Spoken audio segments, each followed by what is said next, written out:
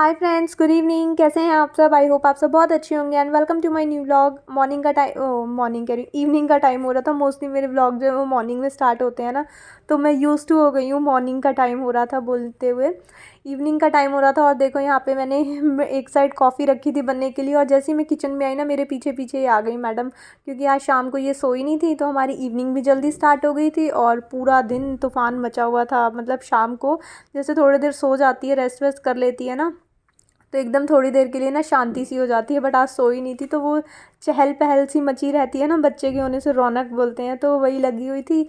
तो फिर आज जब सब उठे हुए थे तो मैंने फिर जल्दी कॉफ़ी वगैरह भी बना दी थी। और फिर मनीष ने बोला कि साथ में कुछ मतलब पापड़ वगैरह बना लो। मैं पापड़ बोलती हूँ, वो कुछ और बोलते हैं, और मुझे नहीं पता कि बाकी सब क्या बोलते होंगे, बट मैं और मेरे घर पे पापड़ बोले जाते थे। मनीष ना थोड़ा कुछ अलग वर्ड यूज़ करते हैं, अभी एग्जैक्ट मेरे माइंड में स्टक नहीं कर रहा।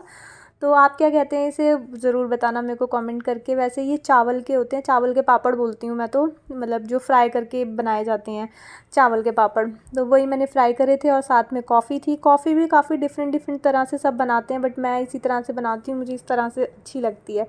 थोड़ी सी ऊपर से स्प्रिंकल करके थोड़ा सा टेस्ट अच्छा लगता है। और आ गई थी मेरी यहाँ पे कॉफ़ी और साथ में पापड़। और यहाँ पे हम बैठ गए थे। मनीष ना एक्चुअली बाहर खड़े हुए थे, तो वो खुद तो अंदर आकर के बैठ गए, और उन्होंने ना डोर को बंद कर दिया, बाहर वाला जो गेट था वो बंद कर दिया। दिव्यांशी भी उनके साथ बाहर खड़ी थी, तो उन्होंने ध्यान नहीं दिया, क्योंकि वो अपने काम वाम में थोड़ा सा बिजी रहते हैं ना, तो वो उसको छोड़ करके बाहर ही आ गए, और उन्होंने अंदर से आकर के गेट बंद कर दिया। तो वो नॉक कर रही है अंदर से। हम गए, मैंने सोचा कोई आया है, तो मैं गई देखने के लिए, तो वहाँ दिव्यांशी नॉक कर रही थी। उसको वो बाहर ही लॉक करके आ गए थे, मतलब बाहर छोड़ करके आ गए थे। तो फिर उठ कर के मैं गई थी, डोरबेल उसने बजाई, मतलब मम्मा मम्मा बुलाया, तो मैंने कहा दिव्यांशी बाहर से। तो फिर मैं उसको लेकर के आई अंदर। तो फिर वही हम थोड़ा सा हंस रहे थे कि आपका ध्यान कहाँ रहता है यार।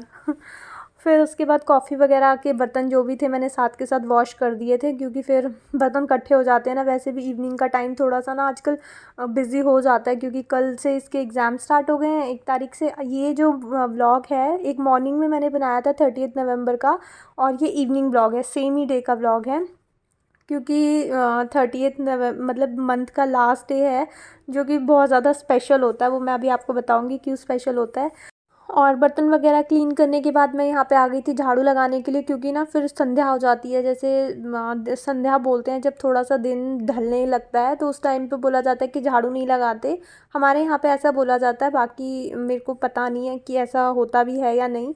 तो फिर वही हैबिट रह जाती है ना, जो हमारी मदर टंग होती है, मतलब मम्मा को देखते हैं हम जो चीज़ें करते हुए, तो वही हैबिट बेटियों में आ जाती है। तो मम्मी बोलती थी कि संध्या टाइम पे झाड़ू वगैरह नहीं लगाते। तो वही मेरे को था कि फटाफट झाड़ू घुमा दूँ, क्योंकि सबका आजकल घर से, मतलब घर थे ना। मॉर्निंग में मैंने व्लॉग शेयर करा था कि छुट्टी वाला दिन था, तो छुट्टी होने की वजह से अंदर बाहर लगा रहता है, तो फिर सारी स्लीपर्स गंदी गंदी अंदर आती जाती हैं, तो थोड़ी बहुत डस्ट ना आ जाती है। ग्राउंड फ्लोर के घर पे ना वैसे भी थोड़ी सी डस्ट वगैरह ज़्यादा आती है, क्योंकि हम स्टेयर्स वाले मतलब फ्लोर्स पे रहते हैं, तो स्टेयर्स वगैरह यूज़ करते हैं। तो स्टेयर्स पे जब हम थप थप करते हुए जाते हैं, तो काफ़ी सारी डस्ट ना वहीं पे निकल जाती है। तो अभी आपको देख के लग रहा होगा कि काफ़ी अंधेरा हो गया है, लेकिन ऐसा कुछ भी नहीं था। अभी 5 बजे का भी टाइम नहीं हुआ, तो 4:45 के आसपास का टाइम हो रहा होगा। बाकी अंदर की साइड थोड़ा सा अंधेरा रहता है। हमारा वाला जो फ्लैट है उसके अंदर ना थोड़ा सनलाइट बहुत ही ज़्यादा कम आती है। मैं मॉर्निंग में भी ब्लॉग शेयर करती हूँ ना, तो मैं मतलब घर पे सारी लाइट्स ऑन करती हूँ, तो भी जा कर के लाइटिंग उतनी अच्छी नहीं आ पाती है। तो यहाँ पे फिर मैं बर्तन कह रही हूँ, सॉरी, कपड़े वगैरह जो सूख गए थे वो मैं उतारने के लिए आई थी। और यहाँ पे सब्जी वाले भैया आए थे, वो कुछ कह रहे थे, तो वही मैं उनसे बात कर रही थी। जो सूखे कपड़े थे वो मैं उतार करके ले गई थी, और जो सेकंड स्लॉट में जो मैंने बेडशीट वगैरह वॉश करी थी, क्योंकि रखी हुई थी, जब तक ये नहीं सूखेंगे तो वो डलेंगे नहीं, तो वो मैंने बाहर डाल दी थी जा कर के। वैसे तो ड्रायर करे हुए होते हैं, जल्दी जल्दी सूख जाने चाहिए, बट अभी ना बिल्कुल ही ठंडी धूप होती है। एक तो वेदर भी थोड़ा ठंडा ठंडा सा रहता है, इवनिंग का टाइम वैसे ही थोड़ा सा ठंड सी हो जाती है ना, तो कपड़े वैसे ही ठंडे से हो जाते हैं, जैसे लगता है कि मॉइस्चर मॉइस्चर सा है। बाकी इनको उतार करके फिर अंदर रख दो ना, फिर थोड़े से नॉर्मल हो जाते हैं। तो साथ के साथ 2-3 ही कपड़े बिल्कुल सूखे हुए लगे मुझे, तो मैं वही उतार करके लाई थी, और फिर साथ के साथ मैंने फ़ोल्ड कर दिए थे कपड़े। और उसके बाद फिर यहाँ पे बेटू की स्टडीज़ का टाइम हो गया था। इसके ओरल एग्ज़ाम स्टार्ट हो गए हैं, रिटर्न अभी होने हैं। जैसे ओरल फिनिश होंगे उसके बाद एक दिन का गैप मिलेगा, आई थिंक छुट्टी मिलेगी, क्योंकि डेट शीट में एक दिन मिसिंग था वहाँ पे। तो मेरे को लगता है उस दिन छुट्टी देंगे बच्चों को प्रिपरेशन वगैरह के लिए। और उसके बाद फिर रिटन एग्ज़ाम स्टार्ट होंगे। और यहाँ पे भी बेटू मेरे पीछे पीछे आ गई थी, मतलब मैं जहाँ जहाँ जाती हूँ ना पूरे घर में मेरे पीछे पीछे। और इसके साथ मतलब बात करते, इसको बताते समझाते ना, मेरा यहाँ आटा भी जो है वो बिल्कुल पतला हो गया था, तो मैंने उसमें सूखा आटा थोड़ा सा और डाला। मतलब जैसे थोड़ा होता है ना, ज़्यादा पानी डल गया था मेरे से, क्योंकि मेरा जो ध्यान था ना वो इधर की साइड था। और उसके बाद फिर यहाँ पे मैंने थोड़ा सा और, जैसे होता है ना आधे आधे घंटे में दिन बहुत जल्दी जल्दी ढल जाता है, जैसे ही 5:30 5:15 का टाइम हो बिल्कुल अंधेरा होना स्टार्ट हो गया था। फिर बाहर से मैं कपड़े वगैरह उतार के, ये इसकी ड्रेस उतार करके लाई थी, स्कूल की यूनिफॉर्म, क्योंकि ये सूखी नहीं थी, इसके अंदर ना काफ़ी गीलापन सा था। जैसे अब मैं इस पर प्रेस मार रही हूँ ना, मैंने कहा प्रेस मार देती हूँ तो काफ़ी हद तक ना सूख जाएगी। वैसे भी ड्रायर करी हुई थी और थोड़ा सा प्रेस मारूंगी, जैसे अब मैं इस पर प्रेस मार रही थी ना तो काफ़ी स्टीम सी आ रही थी, जैसे गीले कपड़े पे हम मारते हैं तो थोड़ा सा धुआं धुआं सा आता है ना, तो वैसे ही प्रेस मारने से इसके अंदर से थोड़ा सा धुआं धुआं सा निकल रहा था। मैंने कहा थोड़ी प्रेस हो जाएगी ना तो सूख जाएगी, बाकी फिर मैं इसको रात को अंदर ही हैंग करके रख दूँगी, तो ये मॉर्निंग तक बिल्कुल अच्छे से सूख जाएगी, वरना फिर ठंड लग सकती है ना उसको। और यहाँ पे मैं जैसे ही बाहर से ड्रेस लेकर के आई तो ये मैडम मेरे पीछे पीछे यहाँ पे भी आ गई अपना काम छोड़ करके, क्योंकि इसको ना मैं पहले से ही एग्ज़ाम्स वगैरह की प्रिपरेशन करवा के रखती हूँ, तो लास्ट टाइम पे ना बच्चों को बहुत ज़्यादा हैक्टिक नहीं होता।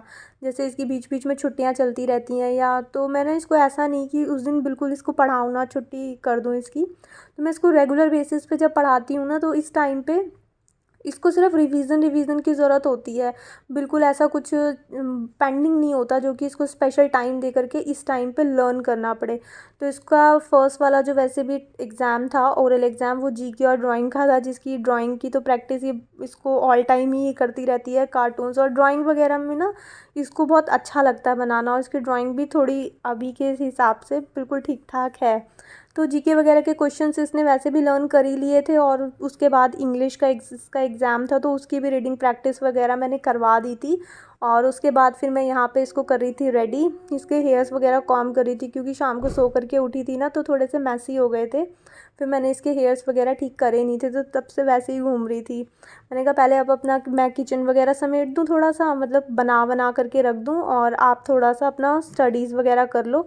उसके बाद फ्री होकर के मैं आपके हेयर्स कॉम्ब कर दूँगी, क्योंकि उसके बाद हमें जाना था मार्केट। और उसके बाद फिर हैंड वॉश वगैरह करके मैं यहाँ आ गई थी अपनी चपातियाँ बनाने के लिए। सब्ज़ी मैंने यहाँ पे बना दी थी, वो सब्ज़ी मेरी रिकॉर्ड नहीं हो पाई, क्योंकि मेरे आगे पीछे घूमी जा रही थी, और मेरे को इसको पढ़ाना था। अगर मैं फिर से कैमरा लगा करके मतलब लगा करके किचन में रखती ना तो ये किचन में ही आ करके पढ़ती, तो फिर मैंने ना सब्ज़ी बनाते हुए रिकॉर्ड नहीं करा। तो फिर उसके बाद वहाँ पे अपना वो पढ़ाई वढ़ाई से फ्री हो गई थी, तब मैंने रखी थी यहाँ चपातियाँ बनने के लिए। और मनीष भी आ गए थे, अपना बाहर से आए थे, वो अपना कुछ काम से आसपास गए हुए थे, तो वो भी आ गए थे साथ के साथ। फिर मैं गरम गरम चपातियाँ सेक रही थी, और आज उन्होंने मना करा था मुझे कि रोटी में ना घी मत लगाना, तो आज मैंने उनके लिए ऐसी प्लेन रोटी, फुलके होते हैं ना, वो बनाए थे, और सारे फुलके मेरे फूल गए थे। और इस टाइम पे सिर्फ 6:15 के आसपास का टाइम हो रहा था, जब हमारे घर मतलब सब्ज़ी वगैरह बन चुकी थी। नॉर्मली मैं 7 बजे तक हमारा खाना वाना बन चुका होता है, 7 से 7:30 बजे तक हम डिनर भी कर लेते हैं, क्योंकि हमारा एक टाइम पे थोड़ा सा दोपहर के टाइम 11 11:30 बजे हैवी ब्रंच होता है। उसके बाद फिर टी ब्रेक जब इवनिंग में होता है ना 4 5 बजे के करीब, तब फिर हम कुछ खाते हैं, तो हमारा जो डिनर होता है ना वो बहुत जल्दी हो जाता है। और देखो जैसे ही मैं चपातियाँ बना के हटी तो ये आ गई अपनी डॉल लेकर के, डॉल को ना इसने सॉक्स पहना दी, और अपनी जैसे मैंने इसकी ब्रेडिंग करी हुई है ना, इसने भी अपनी डॉल को उस तरह से ब्रेडिंग कर दी थी। और फिर ये सबको दिखाने के लिए आई थी। साथ के साथ फिर मैं यहाँ पे अपना स्लैब वगैरह क्लीन कर रही थी, क्योंकि साथ के साथ कर दो ना तो फिर चींटियाँ वगैरह नहीं आती। और आज सब्ज़ी में बनाई थी मैंने आलू गाजर मटर की सब्ज़ी, और साथ में थी चटनी, फ्रेश चटनी थी ये बिल्कुल। और साथ में काटा था मैंने टमाटो का सैलेड, क्योंकि खीरा रखा नहीं हुआ था, और टमाटो था, और अनियंस थे। अनियंस मनीष ने मना कर दिए थे, तो फिर मैंने टमाटोज़ ही कट कर दिए थे। और वैसे भी दिव्यांशी और मनीष को टमाटोज़ ही ज़्यादा पसंद है, अनियन ज़्यादा पसंद है नहीं। तो फिर दिव्यांशी यहाँ पे मैंने लगा दिया था खाना। दिव्यांशी यहाँ खाने में बहुत नखरे कर रही थी, और मुझे खाना खाना नहीं था, तो मनीष ना मेरे को बहुत परेशान कर रहे थे, मेरे को खिला भी नहीं रहे थे, और मतलब ऐसी ही मस्ती कर रहे थे। और फिर उसके बाद मेरे को दिव्यांश को खिलाना होता है अपने हाथ से खाना। खाना खाते हुए ना एक्चुअली ये मेरे को बहुत ज़्यादा परेशान करती है। इसकी स्टडीज़ से मैं बिल्कुल टेंशन फ्री रहती हूँ, उतनी ज़्यादा डिस्टर्बेंस मेरे को नहीं होती है, मतलब मैं कर लेती है ये इजीली। बच्चे को होता है ना कुछ समझाओ तो इजीली जल्दी से समझ लेती है। बट पढ़ाई के टाइम इसकी बहुत वो खाने के टाइम इसकी बहुत नौटंकी रहती है, मॉर्निंग में भी और इवनिंग में भी।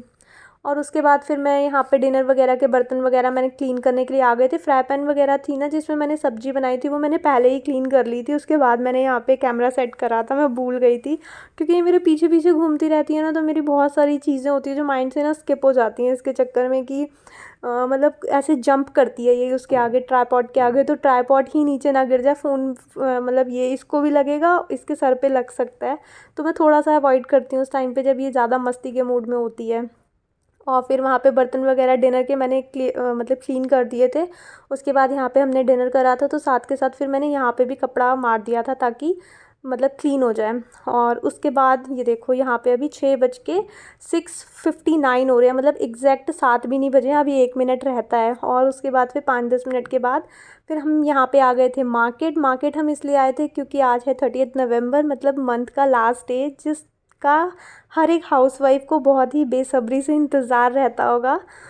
तो उसी का इंतज़ार मुझे भी था क्योंकि आज मनीष की आई थी सैलरी, और सैलरी आती है तो हम हमारी जो घर की कन्या है, बेटी है, तो हम उसको कुछ स्पेशल ट्रीटमेंट इस तरह से देते हैं, मतलब उसको एक स्पेशल फीलिंग देते हैं। तो उसके पैरों के नीचे हमने लगाया था आल्था, जो रेड कलर होता है ना, आई थिंक आपको पता होगा, जैसे ओकेजनली लगाया जाता है। तो उससे हम जब भी सैलरी आती है तो हम ऐसी पैरों में उसके रेड कलर लगा करके तो पूरे घर में इसके पैरों की प्रिंटिंग लेते हैं। और उसके बाद मनीष ने इसको दी थी एक चॉकलेट, और साथ में इसको शगुन दिया था, मतलब सैलरी का जो फर्स्ट शगुन होता है वो हमारी बेटी को जाता है। हम हर सैलरी पे इस तरह से करते हैं। और मीठे में लाए थे मनीष जलेबी मतलब ऐसा रेगुलर बेसिस पे हम मीठा तो नहीं लाते, बट हाँ आज उनका मन था तो उन्होंने ले लिया था जब हम मार्केट गए थे। और उसके बाद उन्होंने जो मेरा मतलब हाउस होल्डिंग का खर्चा वगैरह होता है उन्होंने मेरे को दिया था, मतलब जो भी घर के खर्च वगैरह के लिए पैसे होते हैं वो उन्होंने मुझे दे दिए थे। सबसे पहले दिव्यांशी को, फिर उसके बाद मुझे, और बेटू को जो भी लिफाफे में मिला था वो साथ के साथ डाल देती है अपनी गुल्लक में। तो बस गाइज आज का ब्लॉग यहीं तक था। आई होप आपको अच्छा लगा होगा।